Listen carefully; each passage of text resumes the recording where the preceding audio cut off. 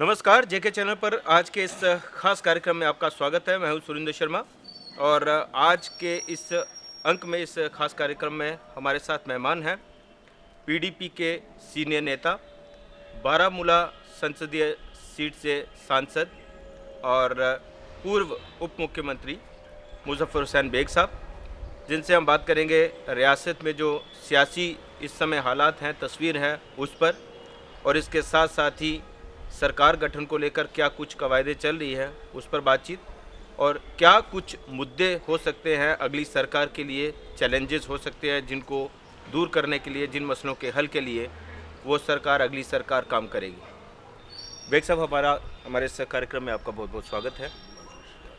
सबसे पहले तो बेग साहब यहाँ से चर्चा की शुरुआत करें, चूँकि एक पॉलिटिकल अनसर्टेनिटी जो है वो रियासत जम्मू कश्मीर में बनी हुई है सरकार बनाने को लेकर। एक तो पहली आपकी रिएक्शन क्या है जो पॉलिटिकल एक अनसर्टेनिटी है उसके ऊपर, और दूसरा गवर्नमेंट फॉर्मेशन को लेकर जो बातें निकल कर आ रही हैं कोलिशन की, पीडीपी और बीजेपी के बीच में, उसके ऊपर आपका क्या कहना है? देखिए, रियासत जम्मू कश्मीर दूसरी रियासतों से कई लिहाज से मुख्तलिफ है। कुछ चीज़ों में ये ज़्यादा खुशकिस्मत है और रियासतों से, और कुछ सिलसिलों में ये उतनी खुशकिस्मत रही है। जी। यहाँ पे 2002 में भी जब कोलिशन की सरकार बनी तो उसमें भी कई हफ्ते लगे बातचीत करने में, क्योंकि कांग्रेस और पीडीपी जो है, कांग्रेस के ही से आए थे मुफ्ती साहब, और कांग्रेस में उनके बहुत दोस्त थे, लेकिन उसके बावजूद कई हफ्ते लगे कॉमन मिनिमम प्रोग्राम बनाने में। अब की बार जो है लोगों ने जो फैसला दिया है, ये फैसला कुछ लिहाज से परेशान कुन है और कुछ लिहाज से बहुत अच्छा फैसला है। ये देखना ये है कि यहाँ के जो सियासतदान हैं वो इस फैसले को पर किस तरह अमल करते हैं। फैसला ये हुआ है कि कश्मीर में 25 जो कॉन्स्टिट्यूंसीज हैं, 25 कश्मीर में, उन 25 पे पीडीपी को अक्सरियत हासिल हुई है, और वो मुसलमान हैं सारे एमएलए। 3 उनके जम्मू से भी हैं, लेकिन हम कश्मीर वादी की बात करते हैं। और ये अजीब है कि आप देख लीजिए, जम्मू में भी जो कॉन्स्टिट्यूंसीज बीजेपी को मिली है वो भी 25 ही है। अब हमें 3 ज़्यादा हैं, 28 और 25, उनके साथ भी सजाद लोन साहब के साथ लेकर 2 हैं, 27, यानी तकरीबन बराबर है। अब इस पे अगर वो लोग जो झगड़ा चाहते हैं या जिनकी नज़र तंग है, वो कहेंगे वो मुसलमानों को अलग मैंडेट मिला और हिंदू को अलग मैंडेट मिला, और मुसलमान और हिंदू जो हैं ये कैसे इकट्ठे बैठेंगे, एक थाली में बैठ के कैसे खाना खाएंगे, जैसा कि बातें चल रही हैं, जैसे पैसे चल रही हैं। और चलो जी, एक दूसरे दुश्मनी हो गई। अगर आप पीडीपी से हाथ मिलाते हैं तो आपने पाकिस्तान के साथ हाथ मिला लिया। ऐसे भी कई लोग हैं जो देश में समझते हैं कि पीडीपी पाकिस्तानी जमात है, और बीजेपी को भी पीडीपी के साथ हाथ मिलाने में कोई आसान, उनके लिए भी आसान काम नहीं है। और यहाँ भी बहुत ज़्यादा प्रोपेगेंडा है, जिसमें हुर्रियत वाले भी शामिल हैं, नेशनल कॉन्फ्रेंस भी, कांग्रेस भी, कई अखबारों में लिखने वाले बेकार लोग, रिटायर्ड अफसर, वो भी लिखने में बड़े मशगूल हैं कि बीजेपी को हाथ मिलाना हुआ, हाथ मिलाना ज़ाफ़रान के फूल के साथ, मुसलमानों के कातलों के साथ, मुसलमानों के दुश्मनों के साथ।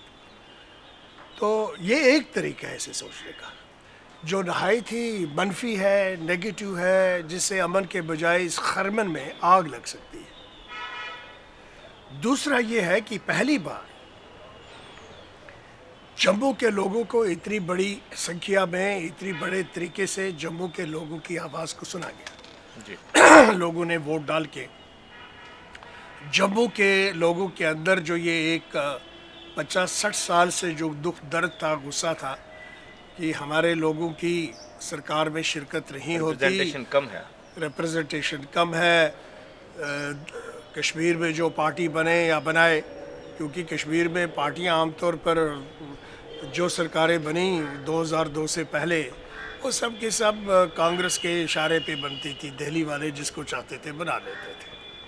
कश्मीरी रोते थे कि हमें हमें हमें हक नहीं मिला, हमारे वोट की चोरी होगी।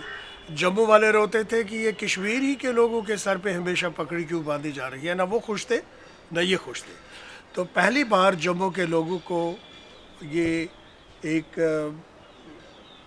खुशी उनको हासिल हुई होगी इस बात से।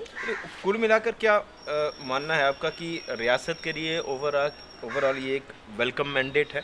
मैं समझता हूँ, मेरा ये ख्याल है कि ये जम्मू और कश्मीर के लिए एक जितना मुश्किल मसला है उतनी खुशकिस्मती का मौका है।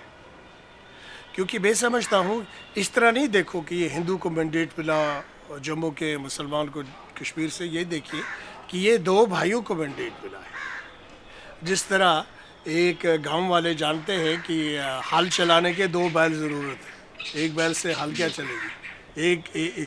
एक गद्दे पे आप सवारी कर सकते हैं, घोड़े पे सवारी कर सकते हैं, लेकिन अगर आपको हल जोतनी हो जिसमें कोई फसल उगेगी तो उसके लिए दो बैल की ज़रूरत होती है। और पहली बार जम्मू और कश्मीर के लोगों को मौका मिला है कि वो बराबरी की सतह पर एक दूसरे से मिल के हाथ मिला के यहाँ सरकार। साहब उसके बावजूद भी एक वेलकम मैंडेट है, रियासत के लोगों को इतना इंतज़ार करना पड़ रहा है सरकार के लिए।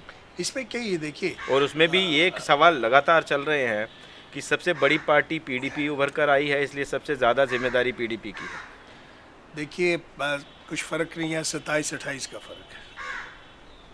सजाद साहब को भी जो दो मिले हैं असल में वो समझ लीजिए बीजेपी की सहायता की वजह से मिले हैं। तो लेकिन बहरहाल क्योंकि मुफ्ती साहब ज़्यादा सीनियर हैं और एक नंबर हमारा ज़्यादा है, जमहूरियत पे एक नंबर से सरकार बनती भी है और गिरती भी है, बिल्कुल, इसलिए इनकी बड़ी जिम्मेदारी है। तो मैं ये समझता हूँ कि इस दौरान में जो कुछ हफ्ते हो गए, इन हफ्तों में कई सियासी डेवलपमेंट्स हुई जिससे कि पूरी तवज्जो नहीं दे सके, ना बीजेपी वाले भी नहीं दे सके और पीडीपी की तरफ से भी पूरी तवज्जो जितनी होनी चाहिए कोशिश की। इस दौरान में बड़े बड़े वाक़ात हुए मुल्की सतह पर। ओबामा को आना था, उस पर मामूली बात नहीं है ओबामा का यहाँ आना, या उससे पहले गुजरात पे एक बहुत बड़ा फेस्टिवल हुआ जो जॉन कैरी आए, कई मुल्कों के लोग आए, उसमें भी काफ़ी वक्त लगा प्राइम मिनिस्टर को और उनके लोगों को।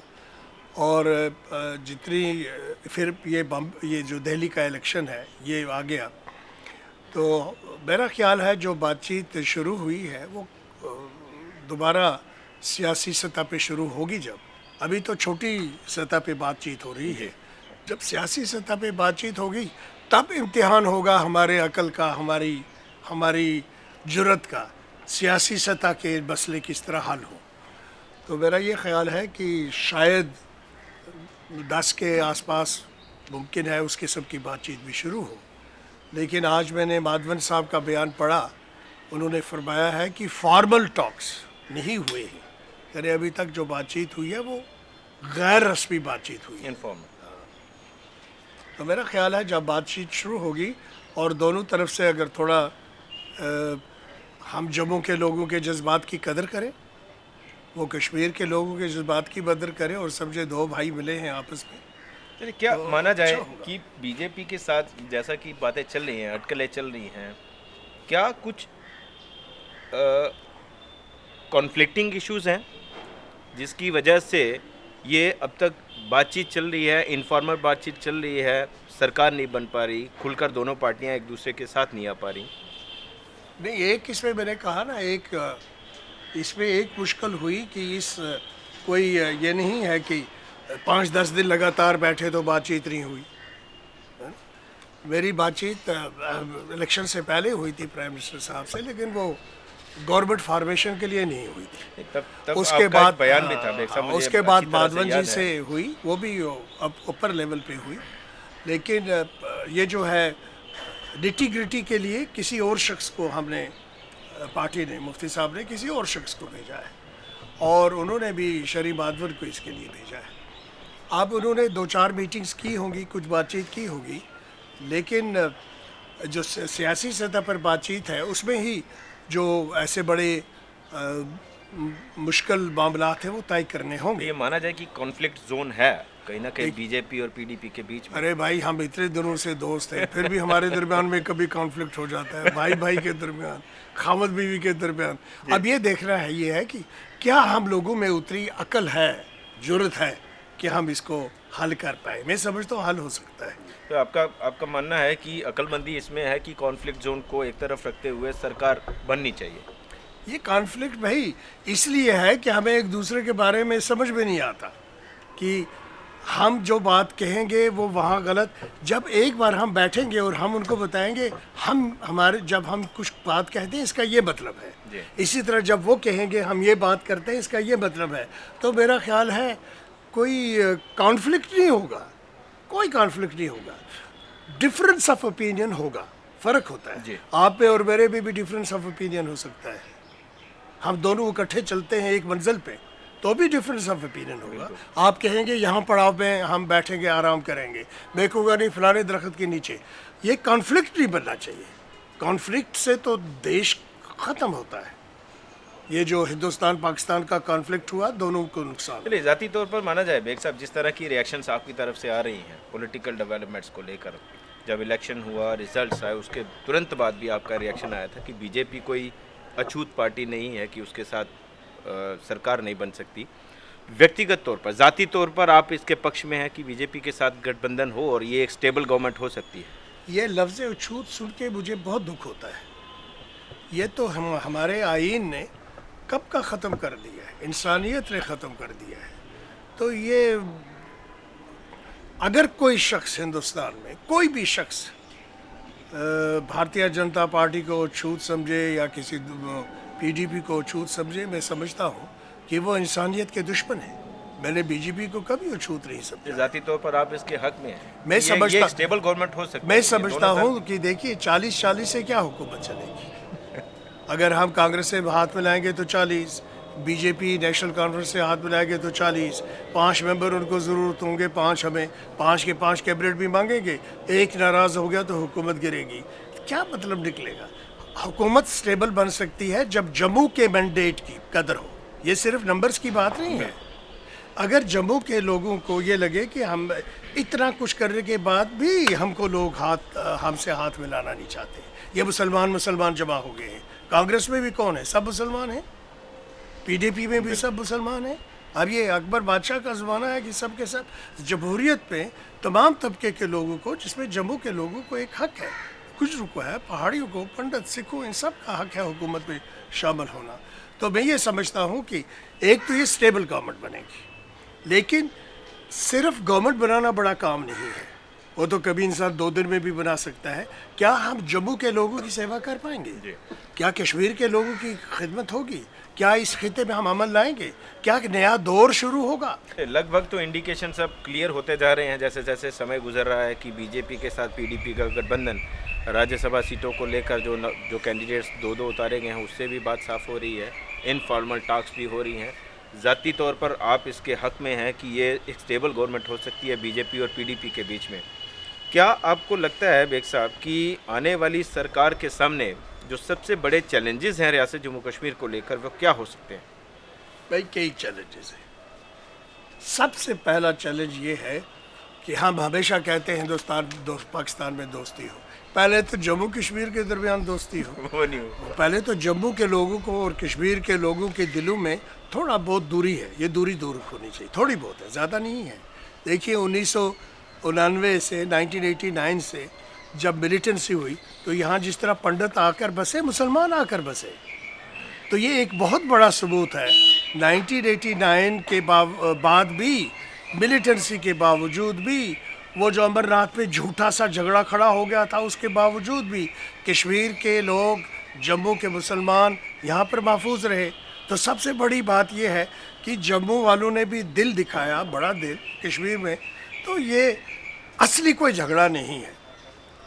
जब 2 लोग, जब जम्मू के दिल इतना बड़ा रहा इन मुश्किल हालात में, तो फिर क्या डर है? या कश्मीरियों को क्या डर होना चाहिए जम्मू से? अब बात ये है कि ट्रस्ट डेफिसिट ये है कि जहाँ हुकूमत करने की बात आती है, यहाँ दुकानदार पे कश्मीर के लोग यहाँ की दुकानों से ज़्यादा माल खरीदते हैं, कश्मीर से नहीं खरीदते। ट्रस्ट डेफिसिट कहाँ है? ट्रस्ट डेफिसिट यहाँ पर ये नहीं है कि जम्मू का लोग मुसलमान को मार देंगे, मस्जिदें नहीं होंगी, जला देंगे।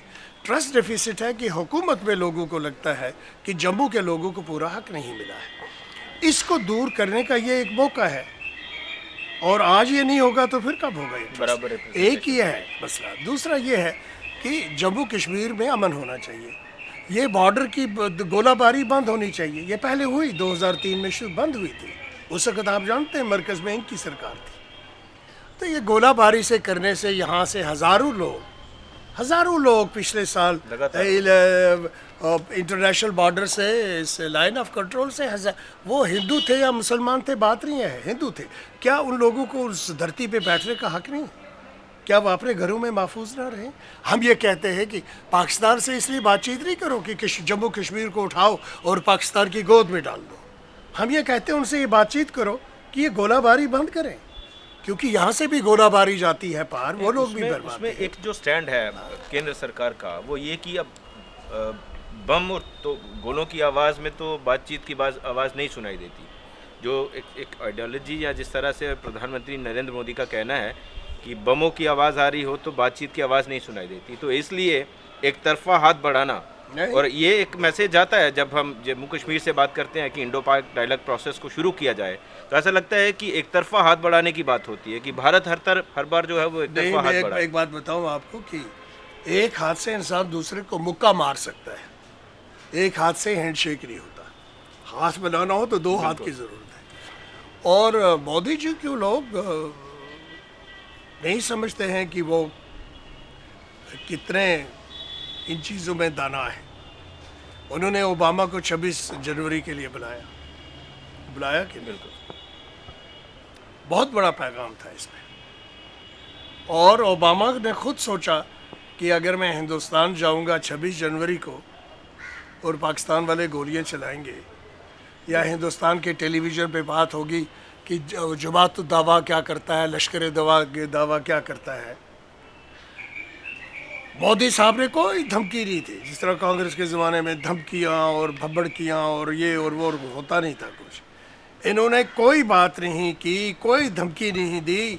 ओबामा के यहाँ आने से पहले पाकिस्तान में लश्कर तैयबा भी बैन हो गई, बिल्कुल, और वो बॉम्बे अटैक वाले जो लोग थे, जो वहाँ पार्टी थी, वो भी बैन हो गई। तो इसे कहते हैं सियासत, इसे कहते हैं दानाई, इसे कहते हैं शक्ति होना। तो मोदी जी उन लोगों में से नहीं है कि वो ऐसे हाथ बढ़ाएंगे। उनके हाथ कहाँ से आएंगे? चलो उसका नमूना वो समझ गया, उसका नमूना वो सेरेमनी से लेकर अब तक हम देख सकते हैं। वो ये बात है कि मोदी से मुझे नहीं लगता कि मोदी साहब कहेंगे कि भाई पाकिस्तान ने एक गोली चलाई, हम एक बम चलाएंगे। चलिए हम चैलेंजेस की बात कर रहे थे जैसा बेग साहब कि क्या कुछ चैलेंजेस हो सकते हैं अगली सरकार के लिए? पहला तो चैलेंज ये है कि गवर्नमेंट फॉर्मेशन जो है, क्या इसमें अच्छे लोग आएँ कि नहीं? क्योंकि अगर आप अच्छी हुकूमत बनाएं भी ना, आप हुकूमत बनाएं भी, इसमें अच्छे मंत्री ना हों, मंत्री ऐसे हों जो नाकाबिल हों, या जिनको इसका शौक़ हो, या जिनके दिनों में एक दूसरे की नफ़रत हो, वो कहे ओ मैं मुसलमान हूँ, ये हिंदू, ये कहेगा ये मुसलमान, ये हिंदू। जब तक ये टीम ये ना समझेगी हम एक टीम है, जीतेंगे तो हम इकट्ठे जीतेंगे, हारेंगे तो हम इकट्ठे होंगे, जब तक सब लोग काबिलियत से और दनाई से हुकूमत नहीं चलाएंगे, तो ये हुकूमत बना के भी 6 महीने 1 साल कब तक चलेगी? सबसे बड़ा चैलेंज ये है कि जो गवर्नमेंट होगी वो क्या लोगों के रियल प्रॉब्लम्स को हल करेगी। अनएम्प्लॉयमेंट हमारा रियल प्रॉब्लम है। अभी फ्लड में आपने देखा हमारी प्रॉब्लम्स रियल प्रॉब्लम है। यहाँ पे शहरों में इतनी गंदगी है, इतने शहरों में जगह नहीं, रास्ते नहीं चलने की। शर्म आती है आप कहीं सिंगापुर, हांगकांग जैसी जगह चले जाएं, जो यूँ ही हिंदुस्तान के छोटे छोटे डिस्ट्रिक्ट्स के बराबर नहीं है। वहाँ देखिए क्या शान है। हिंदुस्तान में देखिए, चेन्नई चले जाइए, गुजरात चले जाइए। मैं 2 जगह, चेन्नई और गुजरात कहते हैं मोदी जी, चेन्नई में चले जाइए और आप देखिए कि कितने खूबसूरत गांव, कितने खूबसूरत कस्बे, कितनी अच्छी सड़कें हैं। हम रहते क्या हैं? हेल्थ, हमें 100 डॉक्टर की ज़रूरत है, 30 डॉक्टर हैं। हमें 100 नर्स की जो ज़रूरत है, 18 नर्सें हैं। ये तो वो मुद्दे ये हैं जो चीज़ें पिछले 60 सालों से चल रहे हैं। नहीं। इन्हीं पर अरे चुनाव लड़े जाते हैं, सरकारें बनती हैं। मेरे भाई, हमें 3 साल, मुझे 3 ये साल। नई सरकार के पास आपको जादू की छड़ी तो नहीं, होगी नहीं, नहीं कि ये तमाम मुद्दे हल हो जाएंगे। नहीं, आपने कहा मुद्दे, ये नहीं आपने कहा जादू की छड़ी है कि नहीं है। अगर आप जादू की छड़ी कहते, मैं वहाँ ऊपर से जादू की छड़ी लाता आपको। देखिए, लोगों का वोट जादू की छड़ी है, लोगों का वोट जादू की छड़ी है। अलबत्ता ये रोज़ रोज़ नहीं घूमती, ये 6 साल में एक बार घूमती है। जादू की छड़ी थी, यहाँ बीजेपी का ये हुआ, वहाँ पीडीपी का हुआ। तो मैं ये समझता हूँ कि जो लोग ये समझते हैं, अरे ये क्या मसला है, अनएम्प्लॉयमेंट 60 साल से है, अस्पताल नहीं है तो नया मसला क्या है, कॉलेज स्कूलों में तालीम नहीं तो क्या मसला है, ये जो लोग ये समझ के कहते हैं अरे ये क्या मसले हैं, वो भूल जाते हैं कि एक आदमी के लिए ही मसला है। कोलिशन बनने जा रहा है एक तरह से, जिस पर लगभग तस्वीर साफ है कि बीजेपी और पीडीपी का अगला कोलिशन होगा। इसमें कहीं ये आवाज़ें भी, ये सवाल भी साथ साथ चल रहे हैं कि ये कोलिशन कहीं कांग्रेस और पीडीपी जैसा कोलिशन ना हो जिसमें पीडीपी सपोर्ट विड्रा कर लेती है। मैं आपसे ये अर्ज़ करूँगा कि करण थापर जी के जो इंटरव्यू उन्हें मुझसे लिया था 23 दिसंबर, जब रिज़ल्ट आए थे जी, उन्हें कहा था कि आपकी पार्टी के बारे में कहा जाता है कि ये विड्रॉ कर देती है सपोर्ट। तो पहली बार मैंने एक राज बताया था, कुछ लोगों ने सुना होगा, कुछ ने नहीं सुना होगा।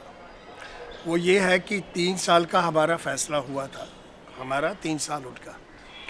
देखिए, 3 साल ख़त्म होने से पहले श्रीमती इंदिरा गांधी ने, श्रीमती सोनिया गांधी ने, मनमोहन सिंह जी ने ये फैसला किया कि मुफ्ती साहब आगे 3 साल चलेंगे। और जब मुफ्ती साहब की टर्म ख़त्म होने वाली थी तो उन्होंने 1 या 2 दिन पहले जी, ये फैसला किया था वो रिज़ाइन करेंगे। टर्म ख़त्म होने से 2 दिन पहले रिज़ाइन करेंगे। तो उन्हें 2 दिन पहले 5 बजे श्रीमती सोनिया गांधी का टेलीफोन आया और उनसे कहा गया मुफ्ती साहब आपको 6 साल रहना है, कंटिन्यू करना है, आप जारी रहिए जी। अब वहाँ कुछ अखबार वाले भी थे, कुछ चाय वाय हो रही थी, इन्होंने कुछ अखबार वालों को भी पता चल गया, मुझे भी उन्हें फ़ोन किया कि भाई ये कहते हैं 3 साल और चलाएंगे तो मेहनत करनी पड़ेगी और भी। मैंने कहा ठीक है। 7 बजे, 7:15 बजे मुफ्ती साहब का फ़ोन आया मुझे कि सोनिया जी ने 7 बजे टेलीफोन किया, हमारे पार्टी के कुछ MLA नाराज़ हैं। तो उन्होंने कहा आप लीजिए हुकूमत।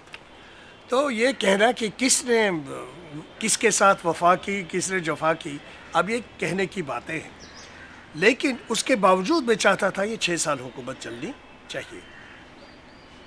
और इसलिए मैं चाहता था, लेकिन कुछ ऐसे हालात पैदा हुए, इतनी गलतफहमी पैदा हो गई आज़ाद साहब और मुफ्ती साहब में कि हुकूमत चल नहीं सकी। नहीं, वो तो कांग्रेस ने क्या किया क्या नहीं किया, लेकिन उसके दाग तो पीडीपी पर लगे और आज इसीलिए ये सवाल बदस्तूर आपका पीछा करते हैं कि आप सपोर्ट विड्रा कर लेते हैं। आज मैंने वो दाग धो डाले। हमने उनके साथ वफा की थी, उन्होंने मुफ्ती साहब को गलत बयानी से काम लिया, हमने लोगों को कह दिया।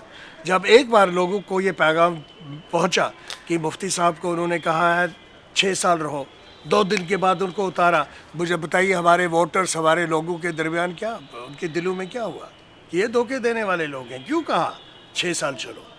तो खैर वो बातें छोड़िए, मैं ये समझता हूँ कि बीजेपी, आपने ये कहा कि बीजेपी और पीडीपी में हुकूमत बनना तय है, मैं नहीं समझता कि मैं ये नहीं कह सकता, आप कह सकते हैं, क्योंकि वो कहते हैं there is many a slip between cup and the lip.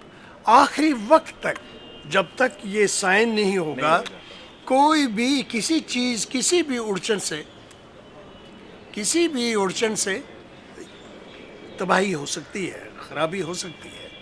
लेकिन अगर ये हुकूमत बनती है तो मैं समझता हूँ कि मुफ्ती साहब को और मोदी साहब को, दोनों को, अपनी पार्टीज़ को समझा के रखना है कि तुमने 6 साल इकट्ठे चलना है, वफा करनी है। साहब, इसी पर मैं आ रहा था। ये एक और लगातार हम ये भी देख रहे हैं कि बीजेपी के साथ कोलिशन बनाने को लेकर पीडीपी के अंदर भी कहीं कंसेंसस नहीं है इसी तरह से बीजेपी में भी कंसेंसस नहीं है। फिलहाल आप अपनी पार्टी की तरफ से यदि बात करें, क्या ये हकीकत है कि बीजेपी के साथ जाने के लिए आपके तमाम जो पार्टी के नेता हैं, एमएलएज हैं, वो उनके बीच में भी कोई कंसेंसस नहीं है अभी? देखिए, हमारे 2 मेंबरान असम्बली थे जो चाहते थे कांग्रेस के साथ जाए, 2। जी। लेकिन आज वो भी कहते हैं ठीक है। मैं ज़ाती तौर पर कांग्रेस का दुश्मन नहीं हूँ। कांग्रेस में मेरे दोस्त हैं, भाई हैं वहाँ पे। लेकिन मैं ये कहता हूँ, जब रियासत की बेहतरी का सोचा जाए, उस वक्त दोस्ती का सोचना चाहिए कि लोगों का सोचना चाहिए। तो लोगों का महागठबंधन का तो फार्मूला जो है वो आप वो क्या महाबंधन का हुआ, सारे मुसलमान जमा हो जाएं, डोगरू पे और हिंदू पे और सिखों पे हुकूमत चलिए बेग साहब, एक करें। अंतिम सवाल ये है कि रियासत में सरकार बनाने के आज लिए कोई, मेरा जहाँ तक मेरी इंफॉर्मेशन है, आज ये पार्टी में ये नहीं है कि अगर बीजेपी से हुकूमत आ जाए तो कोई पीडीपी का एमएलए उठेगा और कहेगा, अगर किसी एक के दिल में शौक भी होगा कि नहीं मैं इस सरकार में नहीं रहना चाहता, तो वो तो अलग रह सकता है, बैठ सकता है। तो ये ऐसी बात है, हमें कौमी मफाद में काम करना है। अगर मुफ्ती साहब और पार्टी वाले अब भी समझते हैं कि नहीं कांग्रेस के साथ हाथ मिलाना ठीक है, मिलाएं। वो चाहते हैं, समझते हैं कि बड़ा गठबंधन हो जिसमें नेशनल कॉन्फ्रेंस और कांग्रेस और पीडीपी हो, करें, ये जमहूरियत है, कर ले, मुझे कोई एतराज़ नहीं है। अलबत्ता मेरी जो राय है, मेरी अपनी राय है। चलिए बेग साहब, एक अंतिम सवाल ये कि ये बड़ा एक स्ट्रॉन्ग परसेप्शन है, बहुत स्ट्रॉन्ग परसेप्शन है कि रियासत में सरकार बनाने के लिए, रियासत में सरकार चलाने के लिए पीडीपी को, जैसा आपने खुद भी कहा कि क्या तजुर्बेकार लोग हैं, और जो तजुर्बेकार यदि लोग होंगे तो वो सरकार में आ सकते हैं, सरकार चल सकती है बेहतर तरीके से। और हमें व्यक्तिगत तौर पर भी लगता है कि रियासत में यदि सरकार बनती है पीडीपी और बीजेपी की, या पीडीपी की सरकार बनती है किसी और दल के साथ, it is not possible to run a government without your presentation in J and K assembly. क्या उसमें बेग साहब फिर से वापसी करेंगे रियासत की राजनीति में?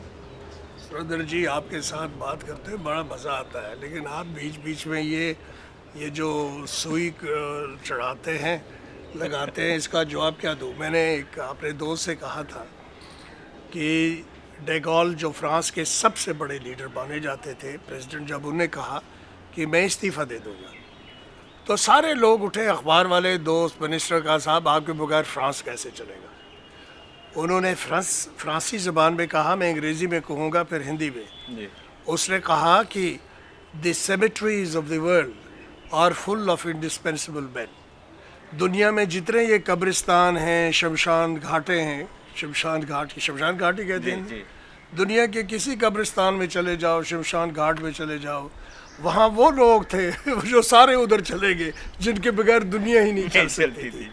दुनिया चलती है मेरे भाई, मुजफ्फर बेग हो ना हो। नहीं, वो तो एक यूनिवर्सल ट्रुथ है।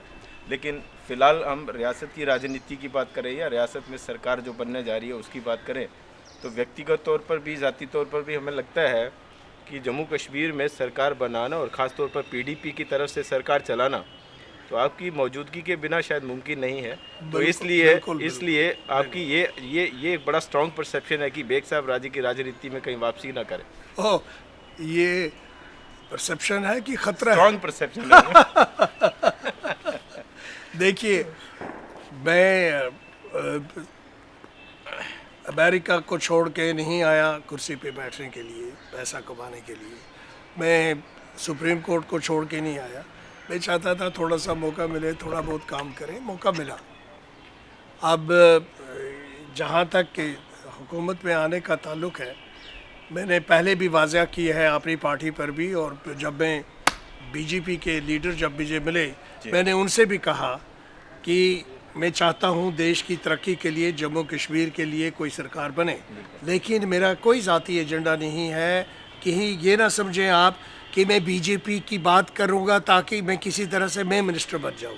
तो मैंने ये वाज़ह तौर पर बातचीत शुरू होने से पहले कहा कि मेरा इसमें ये नहीं है कि मुझको वहाँ मिनिस्टर बनूँ या यहाँ बनूँ।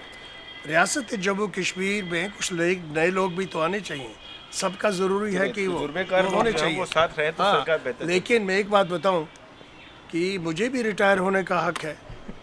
58 और 68 और जजों को आप 62 इयर्स पे रिटायर होने की मजबूरी कर देते हैं, तो रिटायर होने का हक हमें भी है। हमसे रियासत जम्मू कश्मीर के लोग चाहेंगे खिदमत करना, करेंगे। वो चाहेंगे नए लोगों से, वो कहेंगे कि इसकी ज़रूरत नहीं है। नहीं, मैं वैसे भी कुछ ज़्यादा बातें करता हूँ।